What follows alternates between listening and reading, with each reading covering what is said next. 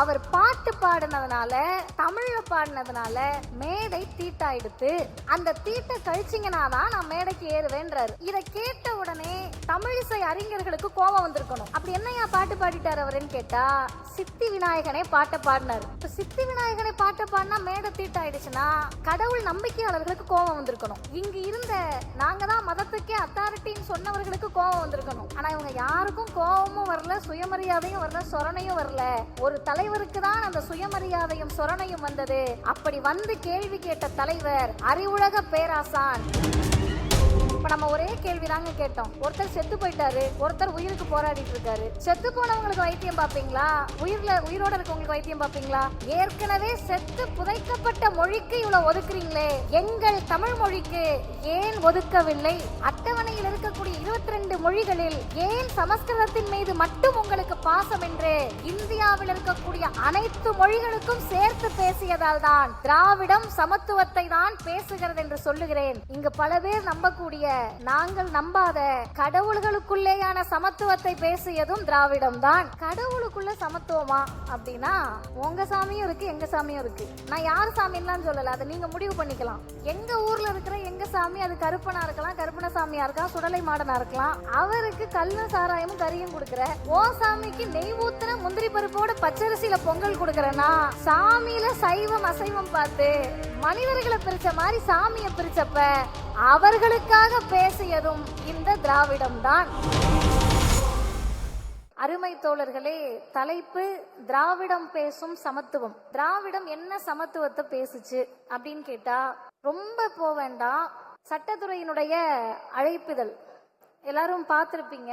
அந்த அழைப்புதலில் பின்பக்கத்தில் முதல்வர் வழக்கறிஞர்களோடு நடந்து வர மாதிரி ஒரு படம். அந்த படத்தில் ஆண்டாண்டு காலமாக எந்த பெண்களுக்கு படிக்க கூடாதுன்னு சொன்னீங்களோ அவர்களை முன்வரிசையில் முதல்வரோடு வழக்கறிஞர் உடுப்போடு நடந்து வருவது போல் காட்சிப்படுத்துவதுதான் திராவிடம் பேசிக் கொண்டிருக்கக்கூடிய சமத்துவம். ஏன் அப்படின்னு கேட்டீங்கன்னா, இன்னைக்கு முன்வரிசையில் நிறைய பெண்கள் வழக்கறிஞர்கள் அமர்ந்திருக்காங்க. இளம் வழக்கறிஞர்களுக்காக தான் நான் குறிப்பா சொல்றேன். நம்மளாம் என்ன நினைச்சுக்கிட்டு இருக்கோம்னா, நம்ம அப்பா அம்மா சம்பாதிச்சாங்க, காசு இருந்துச்சு, வக்கீல் ஆயிட்டோம் அப்படின்னு நினைச்சுக்கிட்டு இருக்கோம். உண்மை அது கிடையாது.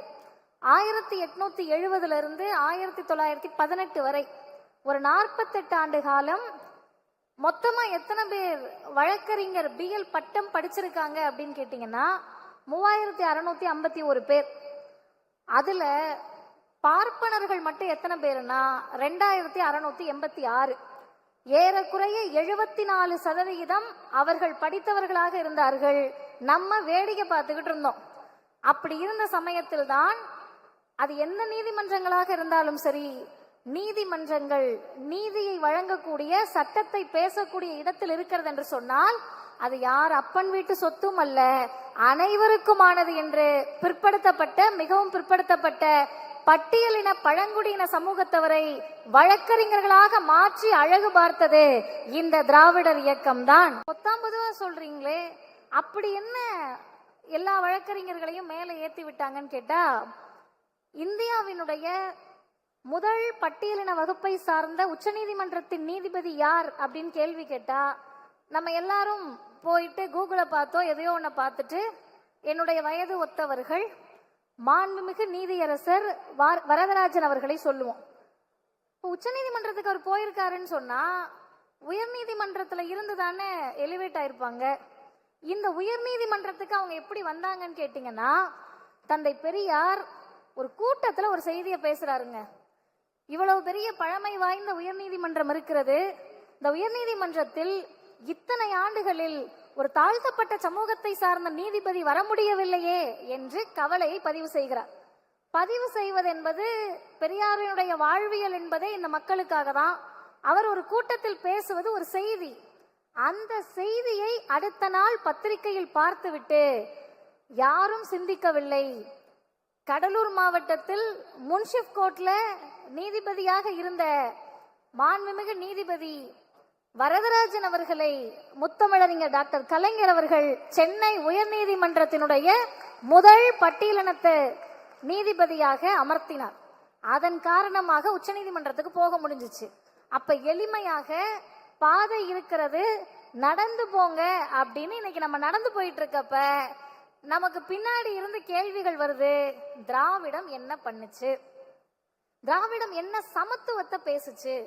இந்த விஷயத்துல மனிதர்களுக்கான சமத்துவத்தை பேசுனது நம்ம எல்லாருக்குமே தெரியும். ஆனால் திராவிடம் இன்னும் கொஞ்சம் உள்ள போய் பாத்தீங்கன்னா மற்ற கோட்பாடுகளிலிருந்து சித்தாந்தங்களிலிருந்து ஒரு இடத்துல வேறுபட்டு நிக்குது.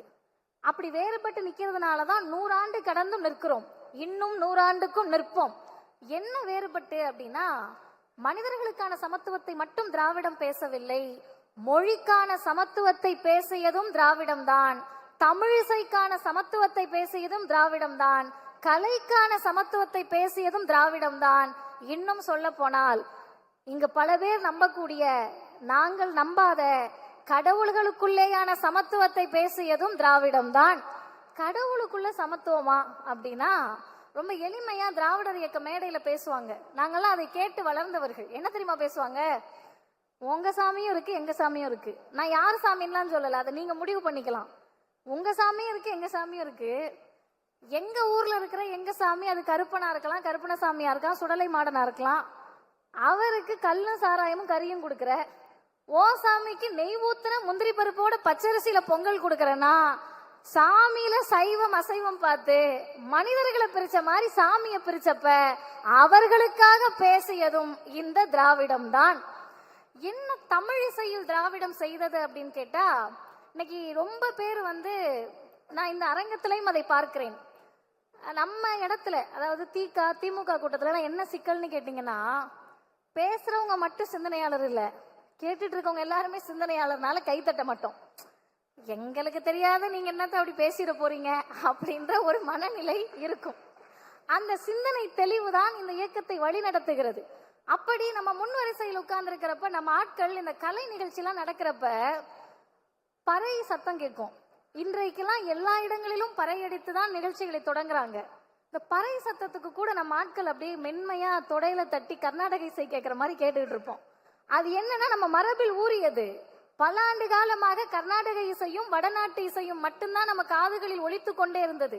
அப்படி இருந்தப்ப 1946, நான் வருடத்தோடு சொல்லுகிறேன், ஏன் இந்த வருடத்தை சொல்லுகிறேன் என்பதை இறுதியில் சொல்லுகிறேன். திருவையாறு தியாகையர் உற்சவம் நடக்குது. உற்சவம்னா நம்ம எல்லாருக்குமே தெரியும். அந்த திருவிழால மேடையில ஒருத்தரா பாடல் பாடிக்கிட்டு இருக்காங்க. முதல் முறையாக தமிழிசையை பாடுவதற்கு ஐயா MM தண்டபாணி தேசிகர் அவர்கள் மேடைக்கு போறாரு. நல்லா கேட்டுக்கங்க. அவர் பாடி முடிச்ச பிறகு அவருக்கு அடுத்து மேடை ஏற வந்த அரியக்குடி சீனிவாச ஐயங்கார் சொல்றாரு, அவர் பாட்டு பாடினதுனால, தமிழ்ல பாடினதுனால மேடை தீட்டாயிடுத்து, அந்த தீட்டை கழிச்சிங்கனாதான் நான் மேடைக்கு ஏறுவேன்றாரு. இதை கேட்ட உடனே தமிழிசை அறிஞர்களுக்கு கோபம் வந்திருக்கணும். அப்படி என்னையா பாட்டு பாடிட்டார் அவருன்னு கேட்டா, சித்தி விநாயகனே பாட்டை பாடினார்.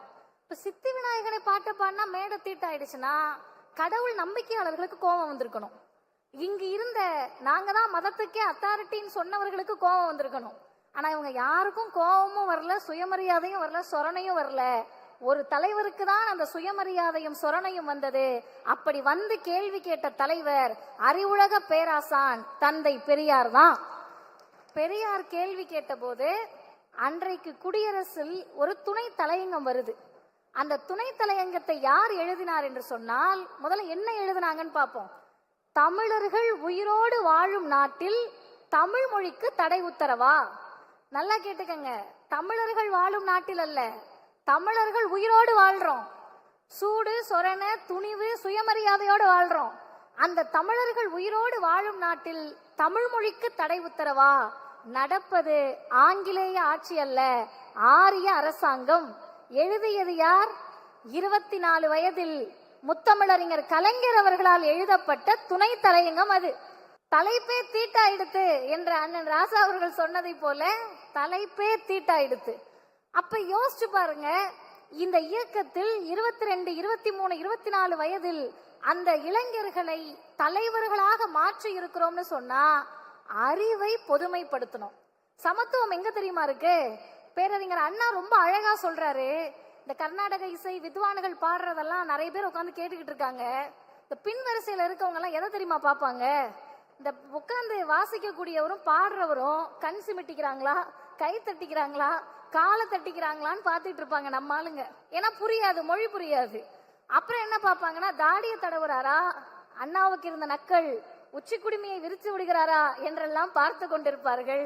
ஏன்னா நம்ம ஆளுங்களுக்கு அந்த மொழி புரியாது.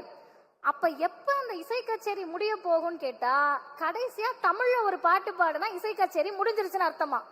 அப்படி என் அண்ணா ஒரே வார்த்தையில் கேட்டார், முன்வரிசையில் இருப்பவர்களுக்கு மட்டுமே அது புரிந்தது, ஆனால் வரிசை முன்வரிசையோடு முடிவதில்லை.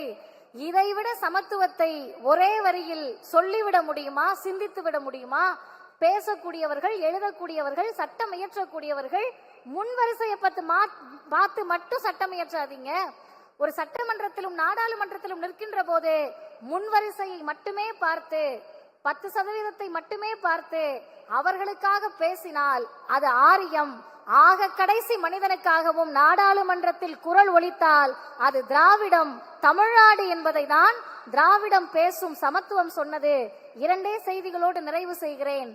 மொழிக்கான சுயமரியாதை என்ன பேசணும், சமத்துவம் என்ன பேசணும்னா, அடிப்படையில் நம்ம ஒரு விஷயத்தை புரிஞ்சுக்கணும். சமத்துவம் அப்படின்றத எப்ப பேச முடியும்னு கேட்டா, சுயமரியாதை உணர்வு வர்றப்பதான் பேச முடியும்.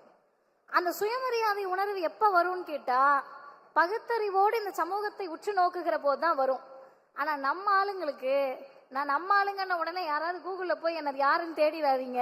நான் சொல்லுவது பிசி, எம்பிசி, எஸ்சி, எஸ்டி, பார்ப்பனர் அல்லாத நாம் அனைவருக்குமே கேட்கக்கூடிய திறன் மட்டும்தான் இருந்துச்சு 100 வருஷத்துக்கு முன்னாடி.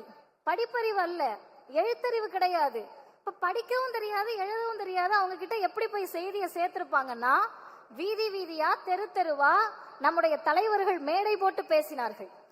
உங்களுக்கு கேட்டா புரியும்ல, கேளுங்க அப்படின்னு பேசினாங்க. அப்ப கேளுங்கன்னு பேசுறப்ப எந்த மொழியில் பேசியவர்களுக்கு புரிய வைக்க முடியும்? நம் மொழியில், நம் தாய்மொழியில் பேசணும். இப்ப நம் தாய்மொழியில் பேசி அவங்கள புரிய வச்சு கொஞ்சம் வருஷம் கூட ஆகல, 1938ல இந்தியை கட்டாயம்ட்டாங்க. எங்கள் மக்களுக்கு எங்கள் மொழி புரிவதற்கே எங்களுக்கு அவ்வளவு வருஷம் தேவைப்பட்டுச்சு. இதுல திடீர்னு வந்து இந்தி மொழியை திணித்த போது இந்தியாவிலேயே பல மாநிலங்கள் மொழிக்காக பேசி இருக்கிறார்கள். ஆனால் மொழியை சுயமரியாதையோடு இணைத்து பேசிய ஒரே மாநிலம் தமிழ்நாடும் திராவிடர் இயக்கமும் தான். என்னங்க அப்படி சுயமரியாதையோடு இணைச்சு பேசுனீங்கன்னா, இந்திய அரசமைப்பு சட்டத்தின் அட்டவணை 8 ஷெட்யூல்ல 22 மொழிகளை அட்டவணைப்படுத்தி இருக்கிறோம். அசாம், பெங்காலி, குஜராத்தி, ஹிந்தி, கன்னடா, காஷ்மீரி, நேபாளி, ஒடியா, ஹிந்தி, சான்ஸ்கிரிட், சந்தாலி, தமிழ், தெலுங்கு, உருது, மலையாளம் போன்ற 22 மொழிகள். இந்த 22 மொழிகள்ல தமிழும் ஒரு மொழியாக இருக்கிறது. இந்த 22 மொழிகள்ல மக்கள் குறைவாக பேசக்கூடிய, தாய்மொழியாக குறைவாக கொண்ட மொழி எதுனா சமஸ்கிருதம். நீங்க போய் தேடி கூட பார்க்கலாம். 2011 சர்வே படி 0.02% தான் அதை பேசுறாங்களாம். அது என்ன கணக்குன்னு நமக்கு புரியல. 1%க்கும் கீழே, 1%க்கும் கீழே இருக்கக்கூடிய மொழிக்கு 2022 ஒன்றிய அரசு 1488 கோடி ரூபாய் நிதி ஒதுக்குச்சு. எல்லோரும் பேசக்கூடிய உலகத்தின் பல நாடுகளில் இருக்கக்கூடிய தமிழர்கள் செம்மொழியான தமிழ் மொழிக்கு, இன்னும் இயல்பாக சொல்லுகிறேன், உயிரோடு இருக்கக்கூடிய மொழிக்கு வெறும் 74 கோடி ரூபாய் ஒதுக்குனாங்க. இப்ப நம்ம ஒரே கேள்விதாங்க கேட்டோம். பக்கம் பக்கமா நம்ம பேசல. ஒருத்தர் செத்து போயிட்டாரு, ஒருத்தர் உயிருக்கு போராடிட்டு இருக்காரு. செத்து போனவங்களுக்கு வைத்தியம் பார்ப்பீங்களா? உயிரோட இருக்கவங்களுக்கு வைத்தியம் பார்ப்பீங்களா? ஏற்கனவே செத்து புதைக்கப்பட்ட மொழிக்கு இவ்வளவு ஒதுக்குறீங்களே, எங்கள் தமிழ் மொழிக்கு ஏன் ஒதுக்கவில்லை? அந்த கேள்வியோடு நிறுத்தி இருந்தால் நாம் தமிழுக்காக பேசணும் என்ற ஒற்றை வார்த்தையில் முடித்திருக்கலாம். ஆனால் நாம் அதோடு நிறுத்தவில்லை. அட்டவணையில் இருக்கக்கூடிய 22 மொழிகளில் ஏன் சமஸ்கிருதத்தின் மீது மட்டும் உங்களுக்கு பாசம் என்று இந்தியாவில் இருக்கக்கூடிய அனைத்து மொழிகளுக்கும் சேர்த்து பேசியதால் தான் திராவிடம் சமத்துவத்தை தான் பேசுகிறது என்று சொல்லுகிறேன். இறுதியில் ஒற்றை செய்திதான். அருமை தோழர்களே, சமத்துவமா இருக்கிறதா எல்லாரையும் ஒன்னா பாக்குறது அப்படின்னு நிறைய பேர் சொல்லுவாங்க. ஆனா இந்த இயக்கம் மாத்தி சொல்லுச்சு. தந்தை பெரியாரும், பேரறிஞர் அண்ணாவும், முத்தமிழறிஞர் கலைஞரும், இன்றைய முதல்வரும் அதை மாத்தி சொன்னாங்க. இப்ப எல்லாருக்கும் ஒரே மாதிரி இருக்கிறது சமத்துவம் இல்லையா? இல்ல. இங்க எல்லாரும் ஒன்னா இல்ல. 4 தலைமுறையாக படித்தவர்களும் முதல் தலைமுறையாக வழக்கறிஞராக வருபவரும் எப்படி ஒரே தட்டுல வச்சு பார்க்க முடியும்? அதைதான் இந்த இயக்கம் சொன்னது. unequals cannot be treated as equals. சமமற்றவர்களை சமமாக நடத்த முடியாது. அன்ஈக்குவல்ஸ் அப்படின்னு சொல்லக்கூடிய சமமற்றவர்களை நீங்கள் சமத்துவமாக நடத்த நினைத்தால் அதுவே மிகப்பெரிய சமத்துவமின்மைதான், அதுவே மிகப்பெரிய அன்ஈக்குவாலிட்டி தான். நீங்க 69% இடஒதுக்கீடு வச்சிருக்கீங்க. எங்க தாத்தா அமெரிக்கால இருக்காரு, எங்க பாட்டி அமெரிக்கால செட்டில் ஆயிட்டாங்க, எங்க அப்பா இங்க பேங்க்ல வேலை பார்க்கறாரு, எங்க பையன் தாத்தா பாட்டியோட அமெரிக்கால டாக்டர் படிக்கிறாரு அப்படின்னு சொல்லிட்டு 10% இடஒதுக்கீடை கேட்டால் 4 தலைமுறையா தாத்தாவுக்கு எழுத்துனா என்னன்னு தெரியாது, அப்பா அம்மாவுக்கு படிப்புனா என்னன்னு தெரியாது. நாங்க தான் படிச்சு வரோம்னு சொன்னா இருவரையும் ஒரே தட்டில் வைத்து பார்ப்பது சமத்துவமின்மை. யாருக்கு எது தேவையோ அதை முதலில் தருவதுதான் சமத்துவம். அந்த சமத்துவத்தை தான் இந்த திராவிடம் பேசியது. உங்களுக்கு இளம் வழக்கறிஞர்களுக்கு புரியக்கூடிய மொழியில் சொல்லுகிறேன். எறும்பு கடிச்சிருச்சுன்னு ஒருத்தர் டாக்டர்கிட்ட போறாரு, இன்னொருத்தர் சளி காய்ச்சல்னு போறாரு, இன்னொருத்தர் காலு வலி மூட்டு வலின்னு போறாரு, இன்னொருத்தர் விபத்துக்குள்ளாகி ரத்தம் சொட்ட சொட்ட ஹாஸ்பிட்டலுக்குள்ள வராரு. டாக்டர் ரொம்ப சமத்துவவாதி. நான் எல்லாரையும் ஒரே மாதிரி தாங்க பார்ப்பேன்.